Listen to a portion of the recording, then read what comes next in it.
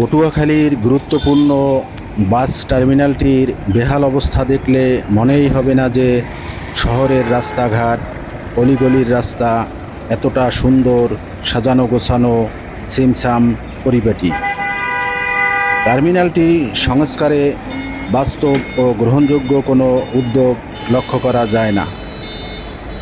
এজন্য মানববন্ধনও হয়ে গেল কিছুদিন আগে।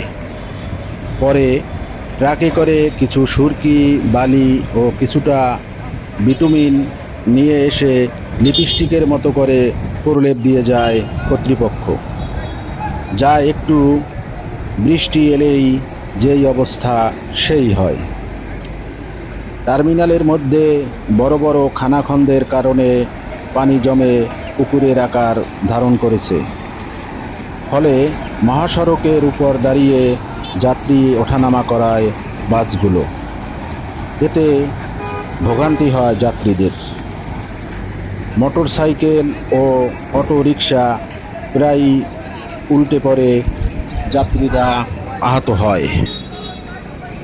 তাই ভুক্তভোগী অনেক যাত্রীদের ক্ষোভ প্রকাশ করতে দেখা যায়। অনেক যাত্রীদের আক্ষেপ করে বলতে শোনা যায়, আমরা যে অভিভাবকহীন তা এই বাস স্ট্যান্ডে না এলে বোঝানো যাবে না। Mohammad Kamruzzaman Ripon, channel today, Patuakhali.